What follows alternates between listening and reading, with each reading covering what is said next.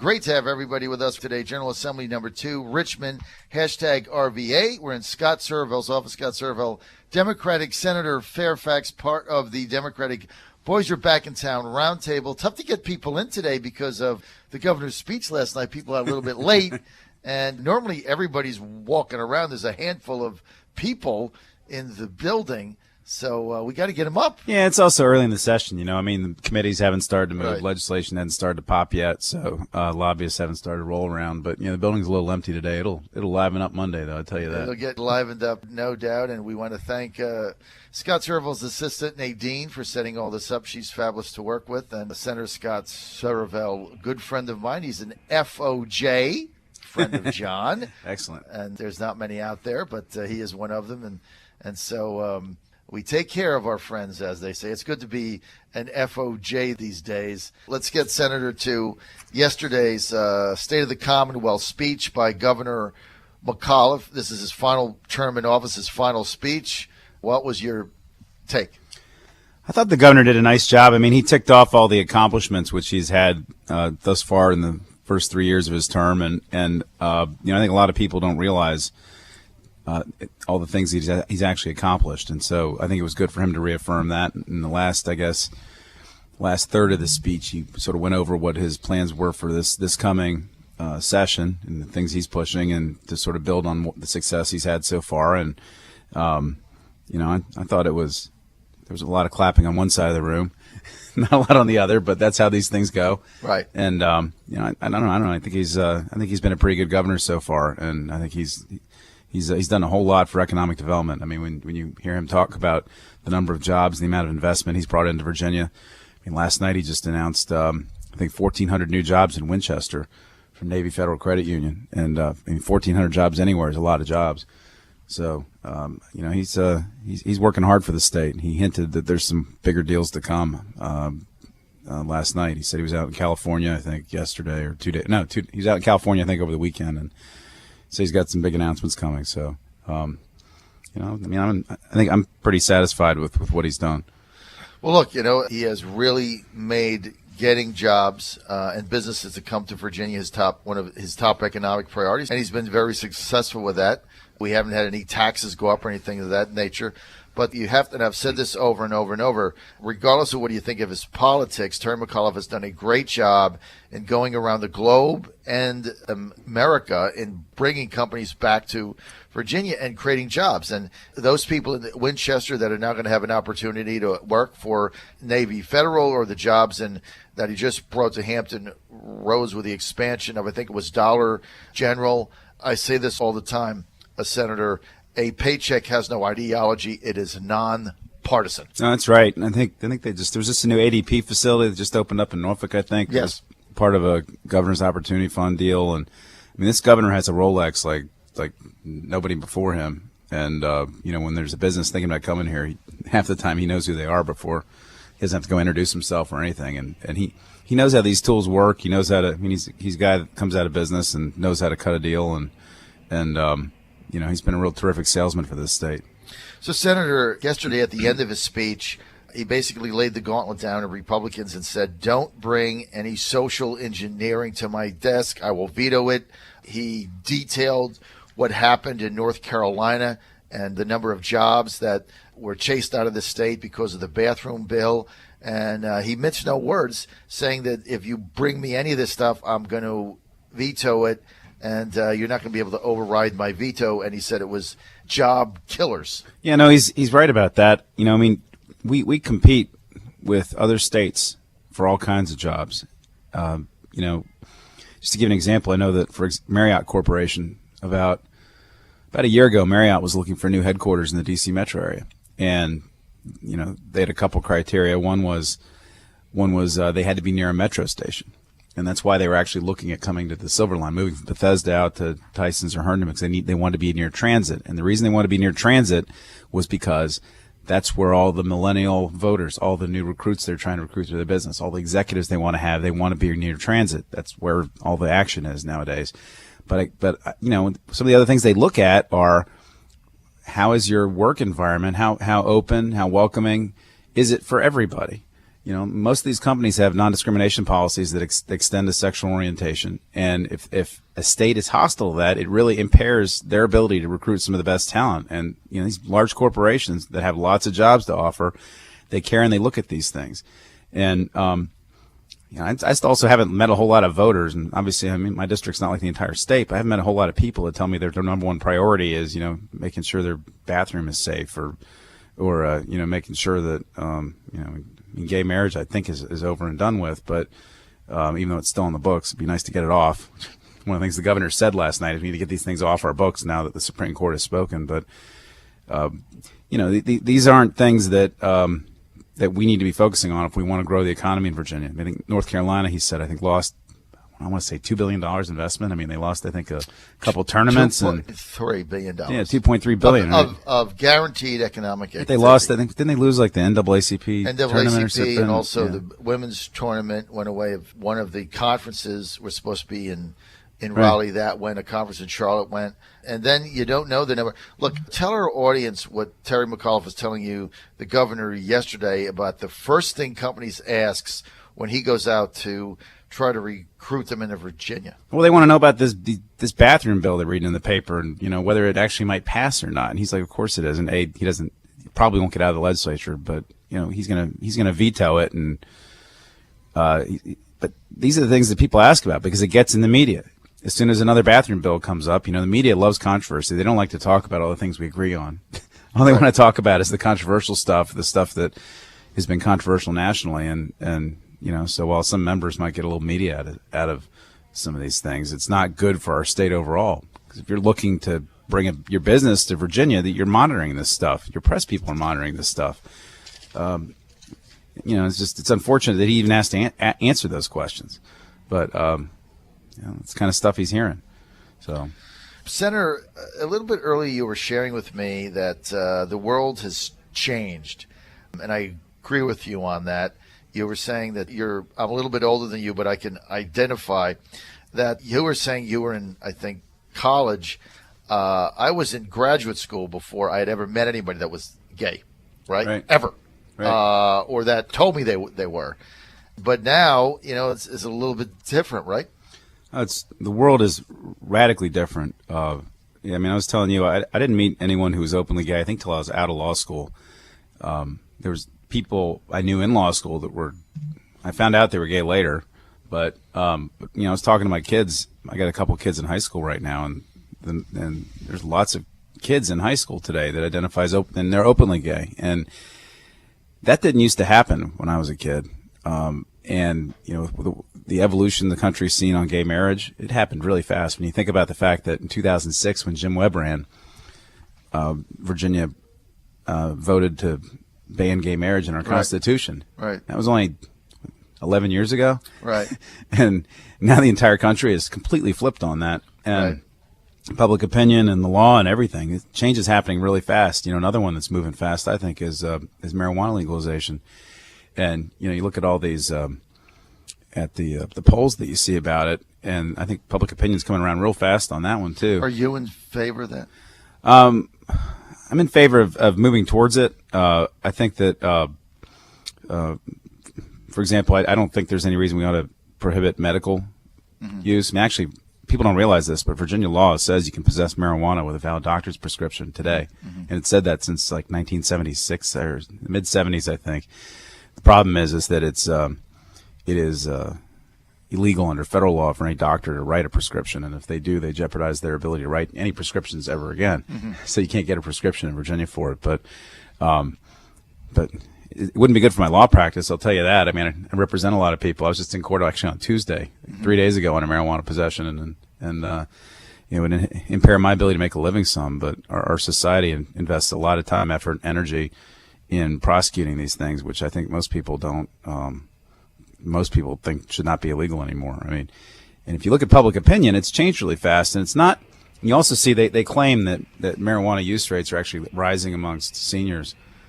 The reality is that these baby boomers who were exposed to it when they were in high school, college days are becoming seniors, and seniors who never saw the stuff when they were kids are passing away and moving on. And so, I mean, I think that's partly why you're seeing a lot of the societal opinion change is that, the World War II generation is passing on those, right. And, the baby boomers are becoming our senior Look, citizens. And generational change, no doubt. But, I shared your view until your law partner, good friend and colleague, Senator Chad Peterson, purposely took me to dinner one night and explained why he was adamantly opposed to legalizing marijuana and give me all the background and all the stories and all the things he dealt with. And I did a 180 on it. I think he's right. Well, some people think it's a gateway drug to other things. I mean, I think you can make that argument about alcohol and lots of different things. But I'm not. I haven't even talked to Chap about it. I don't know where he stands on it. But I'm among other things, I'm a criminal defense lawyer. I mean, I do all kinds of law. I do divorces. Right. I do car accidents. I do lots of things. But I tend to be more libertarian on my views when it comes to criminal justice issues. Right. Hands-free driving is the exception. I got a big bill on that this year. Tell us about that.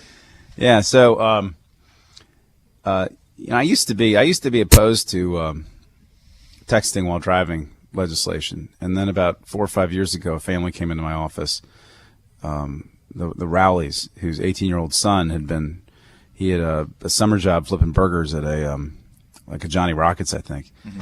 And as most of us, when we were 18 years old, didn't have a lot of money, mm-hmm.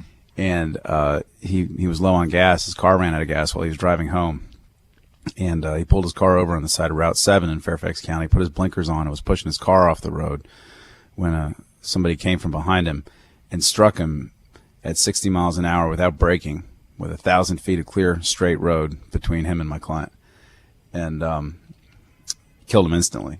And the police immediately seized the guy's phone because it didn't make any sense that somebody would slam into somebody with 1,000 feet of road between them, straight, clear road, middle of the night, no cars. And they did a forensic on his phone and found that he'd been texting his ex-wife, who he was trying to get back involved in with, the entire way from her house until the collision occurred. And that guy claimed he didn't know what had happened. Said he had a concussion, couldn't remember anything. It's not clear if he was lying or just couldn't remember, but it was pretty clear he was texting right up until the moment he struck my client. There was no other explanation for it. And I started looking into, both as an attorney to represent the family and for legislative reasons, all these studies that they've done. And the studies are pretty clear that texting while driving a lot of times can be more dangerous than drunk driving. Mm-hmm.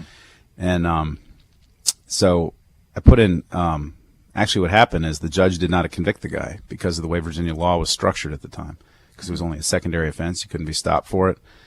And that made a lot of news. And Delegate Ben Klein called me up and said he wanted to fix that. He thought if you kill somebody or hurt somebody seriously, whatever, because you're texting, that you ought to be subject to criminal prosecution for it. And so Ben and I put in a bill. That bill passed. But we can only get a bill passed that made it illegal to enter numbers or text in your phone while driving. And I wanted to go hands-free, but I couldn't talk anybody else into it at the time. And that law's been in the books for 3 years now, but the problem with it is it's totally unenforceable. If you talk to any law enforcement officer, any judge, any prosecutor, they'll tell you it is impossible to convict somebody of the statute the way it's presently worded unless somebody confesses the second the police officer stops them. So you want to go to hands-free, a hands-free environment like New Jersey has. Right. I know that for a fact because when I Maryland, New Jersey, D.C. Maryland and Washington, D.C. And this is a perfect example. It was about a month ago. I was driving into D.C. and I was not hands-free. I was on the phone. I didn't have it hooked up to the sync thing for whatever reason. I was on the phone with it, and as soon as I got over the line, I got stopped immediately. Now, I got a warning because I'm like, I wasn't even aware of it. That's what I said. I'm not sure, but I didn't know that I was over the line, right? But immediately I got stopped. The DC officer gave me a warning, and he's kind of said the same thing. He's like, look, get off the phone. You're in DC. There's people walking all over the place. It's dangerous for everybody. And I even think to myself, how many times, I'm driving along on the interstate and you're responding to a text. And look, when you're texting somebody and you're driving, I don't care if it's for 3 seconds, right? Your eyes are off the road. Yeah, well, they say that the studies that Virginia Tech did, they studied these tractor-trailer drivers driving I think over 1 million miles, and then they had cameras in the vehicles, and they sort of did a bunch of stats on it. They found that the average text message takes your eyes off the road for about 4 seconds, and at 60 miles an hour, you're going 88 feet a second. 90 times 4 with 360. That's a football field. So if you're on an interstate doing 60 miles an hour, you go to text, your eyes are off the road for the length of a football field. Then you start to see why guys could kill my client like that. It's right. Because you're not looking at the road. And right now, the way the law is presently worded, if you get stopped by a police officer for texting while driving, don't do this, and tell them I was playing Angry Birds, you're not guilty. If you tell them I was playing Candy Crush, you're not guilty. Because you're not entering text or numbers into the phone. Right. You're using an app. app. The way it's written, it's unenforceable. It's totally useless. Well, coupled with the fact that that's to convict somebody after the fact, the damage is already done. I think what you're talking about is changing the law so that you simply can't. You have to be hands-free, basically. Right. And so today, with the technology where you can, sync your phone to the car radio, like many people do, or just put your phone on speaker, right, or Bluetooth headset, or a wired headset, thing. Yeah. Right? You got all kinds of options where you can talk for 5 hours if you want straight.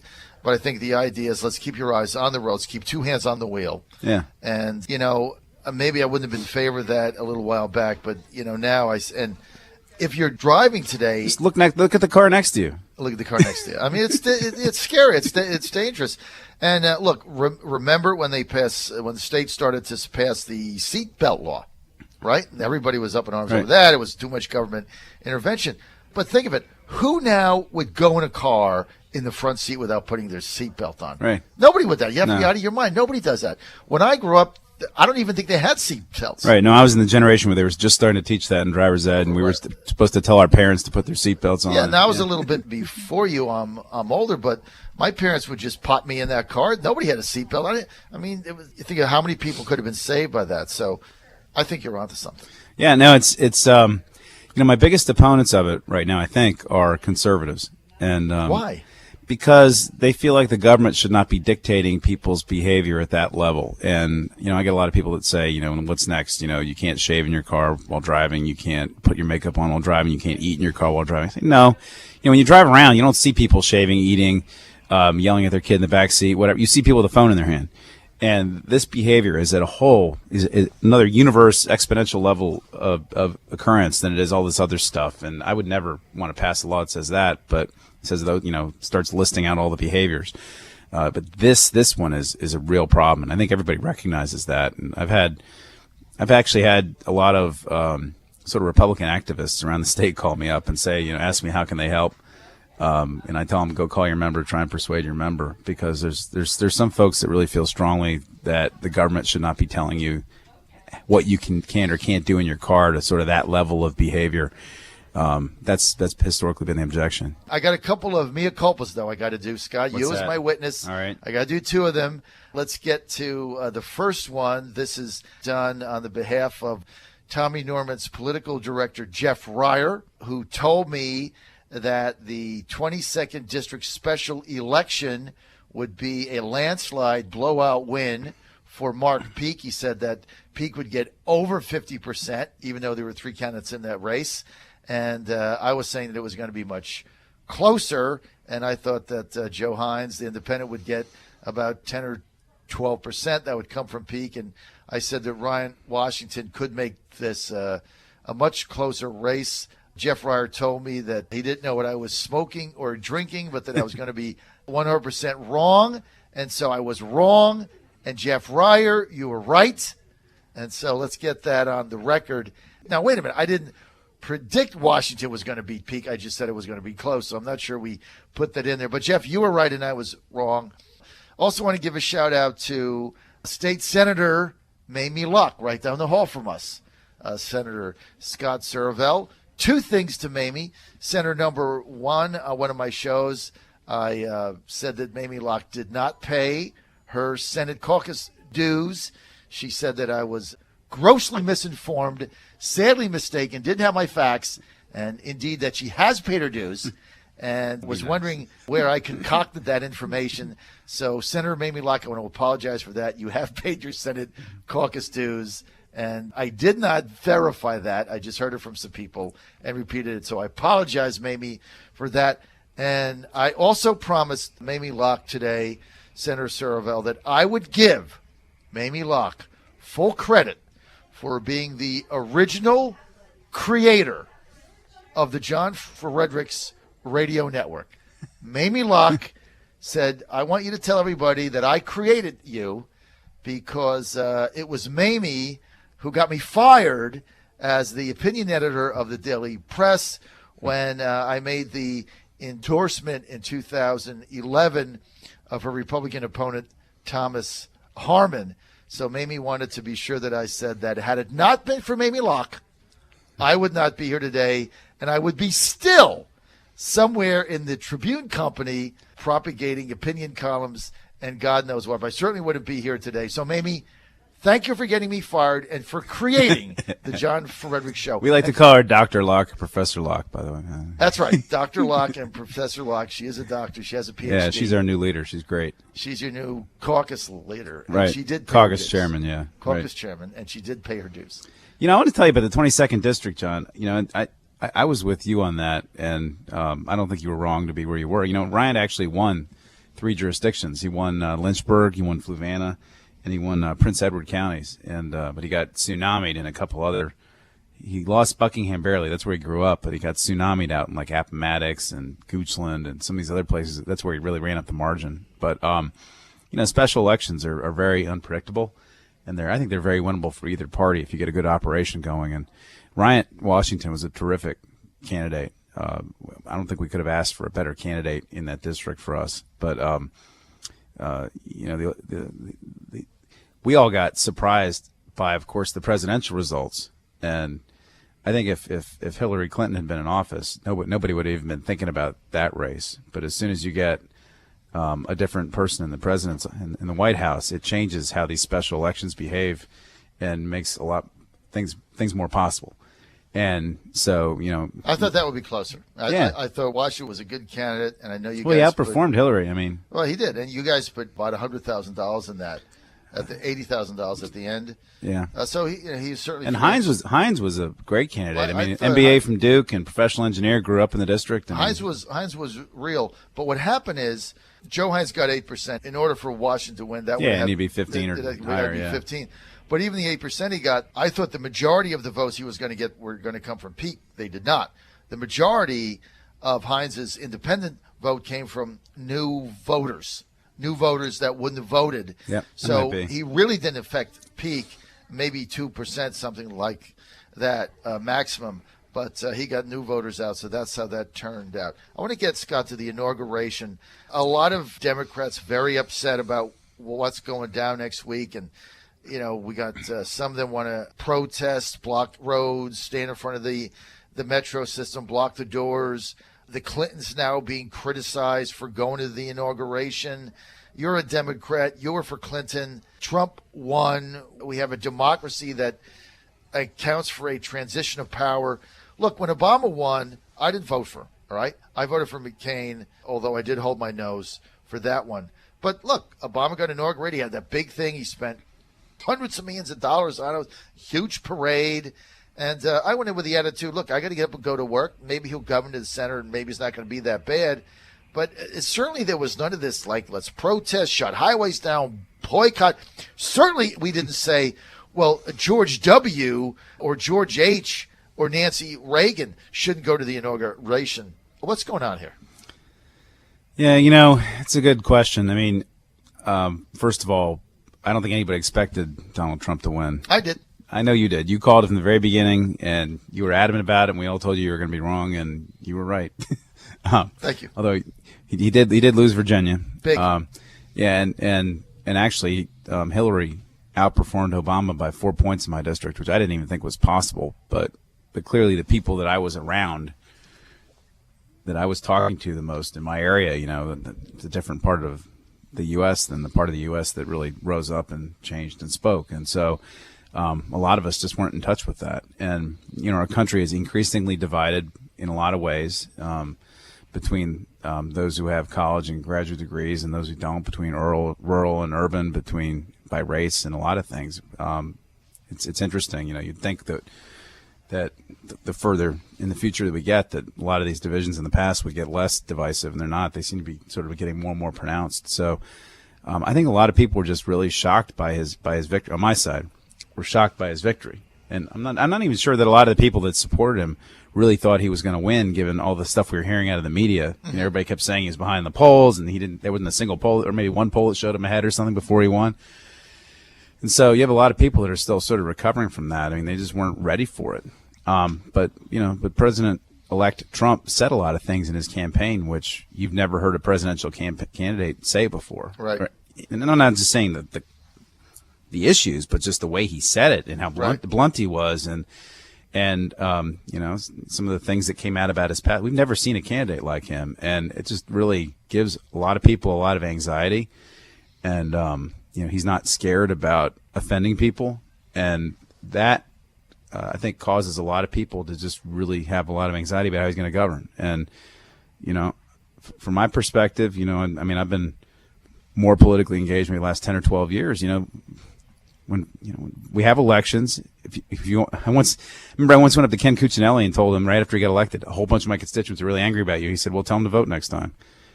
Or tell them to vote against me next time, or something like that. I was like, that's a good point.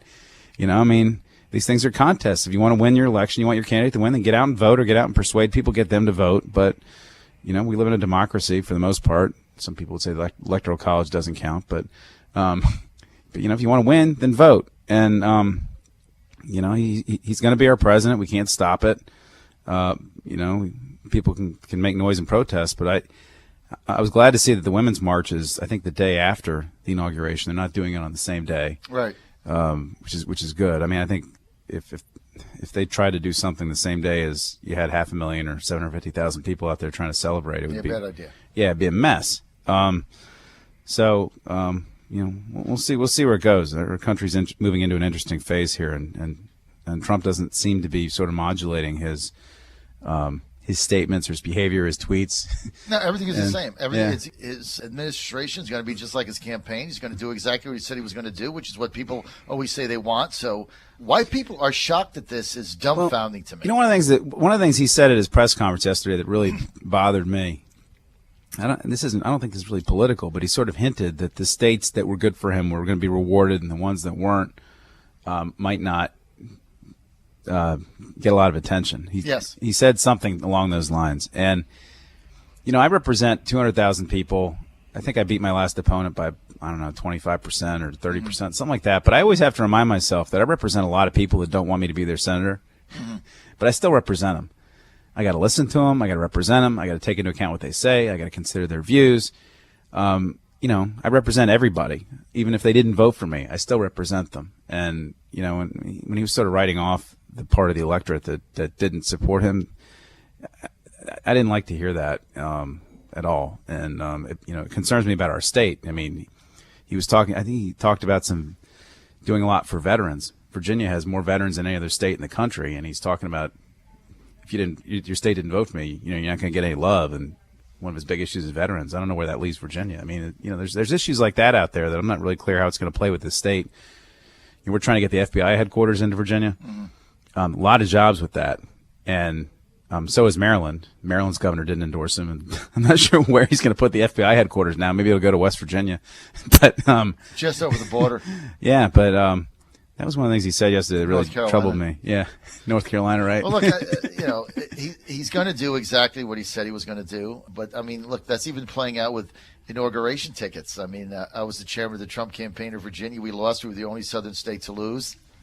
And so, my tickets are behind California. I mean, we can't get further in the back. I had to get bailed out by Congressman Bobby Scott in the 3rd District. Felt sorry for me and my wife, so he gave us better tickets. But, I mean, look, the guy's a businessman. He's very competitive, and so I get it. We lost. You're in the back of the line. And, Michigan, Iowa, Pennsylvania, they're up in the front row. But, look, I get what you're saying, but – we've got 5 minutes. Yesterday, I talked to a House member, Democratic delegate, very intelligent woman. This is a female, very intelligent woman, very well respected, not a flaming liberal by any means. But she was trying to explain to me that after Trump won, that the despair of people that called her and were upset beside themselves, and she used the word despondent, despair. Yep. And I couldn't understand it because I never thought Clinton was going to win. So personally, I couldn't identify with it, but I'm trying to understand because she was not saying it in a negative way. She was just trying to make me understand how some people are feeling that I can't grasp. Tell me what she meant. Well, I mean, I got a lot of those same calls. I mean, I actually had a whole bunch of people call me, say they want to run for office, they want to do something, they're finally motivated. You know, the Democratic Party is made up of a lot of groups that have sort of been marginalized through the years. You know, whether you're talking about minorities, whether you're talking about women, whether you're talking about immigrants, whether you're talking about the LGBT community. You know, you're talking about groups that historically have not been at the table, the table of power in this country. And they've not been recognized in office. I mean, you look in Virginia, the number of women we have in the legislature right now is what we have, like, I think we're like number 35 out of 50 states or something. And so I think a lot of people were wrapping their, we're thinking that Hillary was going to win. She's going to be the first woman president we've ever had in this country, that, you know, the values that she represented, the values that Trump was articulating were sort of old-fashioned, old school, not accepted. And when he won and what he was saying was validated, it really sort of blew their minds. And they were reacting to that. I mean, Trump said some stuff about women that, a lot of people thought were pretty offensive. He's the father of 4 daughters. I wouldn't want people saying some of the things he said about my girls. And, but voters sort of, the people that supported him kind of discounted it and sort of didn't take everything he said quite at face value and thought he was saying it for other reasons. But, when women were all ready to, for the first woman president to be elected, and all the polls showed it was going to happen, and everything, all the signs were pointing to green, and then it didn't. It just, it really kicked a lot of people in the gut. And, I think that's what you're hearing a lot of people feeling. And, it was interesting though. I mean, that was a great Saturday Night Live skit. We had Chris Rock and I forget the other comedian, and it was a bunch of liberals sitting around watching the results come in. And then people said, "Oh my God, there's people out there that I can't believe this." And the black guys kind of looked at each other and were like, "I can believe it," So I mean, it kind of depends on the population. So define what she meant, because she used the word despair multiple times. Define that. That Access Hollywood tape, I think a lot of women thought that kind of sealed the deal. And when Trump said the things that he said in that, a lot of people thought that would be sort of disqualifying. A lot of things he said, a lot of people thought would be disqualifying. But for women, especially, for them to think that somebody who said those kinds of things and was publicly outed about it and on video, and they're just shocked. And that somebody who could say things like that could get elected. I don't know any other way to put it. That's the thing I hear the most from women. My wife is very upset about this. She came back to the airport the other day. She was on a work trip and came back, and there's Trump stuff all over National Airport in Dulles for all the inaugural people coming in. And she was just very upset about it. I don't know. How about your mother? Oh, my mom. Oh, yeah. My mom is. Listen, my mom came of it. My mom couldn't go to law school because she was a woman, because Virginia wouldn't let women in back then. My mother's very unhappy about that still. But no, my mother was kind of ahead of her time in a lot of ways in her views. But my wife has political opinions, but she never gets really angry about them. She's really angry right now. I've never seen my wife this angry about politics. She's like, I'm turning off Facebook. I'm not reading about it anymore. I mean, I've never heard my wife talk like this before. But a lot of a lot of women, at least Democratic women that orient towards the Democratic Party, are very, very upset. And a lot of them want to run for office now. That's the other thing. I mean, I think you're going to see a lot more Democratic mobilization over the next 4 years. People are getting kind of fat and happy and lazy under Obama, and this kind of woke everybody up. So it's going to be I think there's going to be a lot of conflict over the next 4 years, a lot. But despondent's a good word. I think there's a lot of minorities that were despondent as well. A lot of African Americans, a lot of Latinos. I know a lot of immigrants in my district, A lot of them are really worried about what this means for them and their friends and their families, for people that have been here for 10 years trying to make a living. They didn't come here to vote or change our elections or anything. They're just here trying to support their families, get an education for their kids. There's a lot of anxiety and fear out there about what all this means amongst the people I talk to. That's the kind of stuff that I hear. All right, we're out of time. I want to thank State Senator Scott Surovell for being with us today for this 8 o'clock hour and for having us live in his office at the General Assembly in Richmond. Senator, thank you. And thank you for sharing that with us. I'm really trying to understand it. I don't. I'm man enough to say that I don't, because I never doubted for a minute. So I don't get it, and I'm trying to understand it. And I appreciate your sharing that with us. It's good to keep talking about it. So all right. What we need to do is talk more. So we're out of time. This is the John Fredericks Radio Network. I'll be right back.